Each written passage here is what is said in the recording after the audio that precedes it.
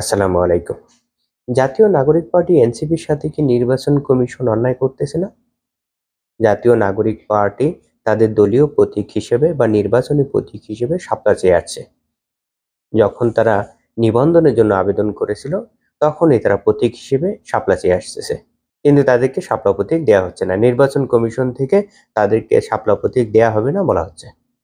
কেন দেওয়া হবে না? এই মুহূর্তে এসে যুক্তি দেখানো হচ্ছে যে তাদের যে প্রতীকের তালিকা আছে সেখানে শাপলা নেই। কিন্তু তারা ইচ্ছা করেই প্রতীকের তালিকায় শাপলা রাখেনি। সর্বশেষ কয়েকদিন পূর্বেও তারা প্রতীকের তালিকায় 46টি প্রতীক যুক্ত করেছে। এই প্রতীক যুক্ত করার প্রক্রিয়া যখন শুরু হয় তার পূর্বে থেকেই এনসিপি এই প্রতীকের তালিকায় শাপলা যাতে যুক্ত করা হয় তার আবেদন করে আসতেছিল। এটা নিয়ে তারা আলোচনাও করেছে সবাই, কিন্তু তারা যুক্ত করেনি। পরবর্তীতে গণমাধ্যমে যুক্তি দেখিয়েছে যে শাপলা আমাদের জাতীয় প্রতীক, তাই একে যুক্ত করা হয়নি। আরো বিভিন্ন যুক্তি দেখিয়েছে, কিন্তু এটিই ছিল মূল। কিন্তু শুধু শাপলা আমাদের জাতীয় প্রতীক না। জাতীয় প্রতীকে শাপলা ছাড়া আরো অনেক কিছু আছে। সেখানে ধানের শীষ আছে, সেখানে তারা আছে, আরো অনেক কিছু আছে। ধানের শীষ এবং তারা এই দুটাকে ইতিমধ্যে দুটি রাজনৈতিক দলের প্রতীক হিসেবে বরাদ্দ দেওয়া হয়েছে। জাতীয় প্রতীকের দুটি অংশ, তারা এবং ধানের শীষ, যদি রাজনৈতিক প্রতীক হিসেবে বরাদ্দ দেওয়া যায়, রাজনৈতিক দলের প্রতীক হিসেবে বরাদ্দ দেওয়া যায়, তবে শাপলাকে দেওয়া যাবে না কেন? নির্বাচন কমিশন থেকে ওই সময় যে যুক্তি দেখানো হয়েছে তা খুবই অসার। পরবর্তীতে বিভিন্ন মাধ্যম থেকে বলা হলো যে শাপলা যেহেতু জাতীয় ফুল, তাই বরাদ্দ দেওয়া যাবে না।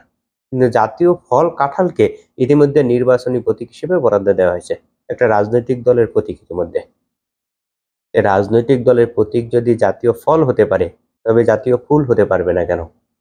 এসব যুক্তি যা যা নির্বাচন কমিশন থেকে দেওয়া হচ্ছে তার কোনোটাই টিকে না। এখন সর্বশেষ বলা হচ্ছে যে নির্বাচন কমিশনের যে তালিকা আছে সেই তালিকায় শাপলা প্রতীক নেই, কিন্তু তারা ইচ্ছা করে কপটতা করে শাপলাকে তালিকাভুক্ত করেনি। তারা নিজেরা ইচ্ছা করে তালিকাভুক্ত করেনি, এখন বলতেছে শাপলা তালিকাভুক্ত না।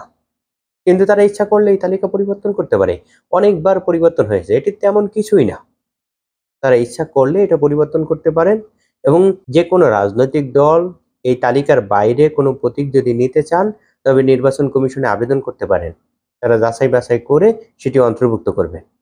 অন্তর্ভুক্ত করার পরে সেটা যে কোনো দলকে দিতে পারেন। এই মুহূর্তে যে নির্বাচন কমিশন বলতেছেন তাদের যে তালিকা আছে তালিকার বাইরে কাউকে দেয়া হয়নি, এটাও তাদের এক ধরনের চালাকি। তাই নির্বাচন কমিশন এই মুহূর্তে যে অসার যুক্তি দিচ্ছেন শুধুমাত্র শাপলাকে এনসিপির প্রতীক হিসেবে না দেওয়ার জন্য, এতে তাদের নিরপেক্ষতা নষ্ট হচ্ছে না? তাদের এ ধরনের কার্যক্রম নিয়ে প্রশ্ন তৈরি হচ্ছে না? অবশ্যই হচ্ছে। তারা কি এনসিপির সাথে অন্যায় করতেছেন না? আমার তো মনে হয় অবশ্যই করতেছেন। নির্বাচনের পূর্বেই তারা তাদের নিরপেক্ষতা হারাচ্ছেন, তাদের কার্যক্রমকে প্রশ্নবিদ্ধ করছেন। মনে হচ্ছে কোনো একটি পক্ষের ইচ্ছা বাস্তবায়নের জন্য তারা বসে আছেন। নির্বাচনের পূর্বেই যদি তাদের এই অবস্থা হয়, তারা কি করে একটি সুষ্ঠু, অবাধ, গ্রহণযোগ্য নির্বাচন উপহার দেবেন? তাদের এই বিষয়গুলো গভীরভাবে চিন্তা করা উচিত।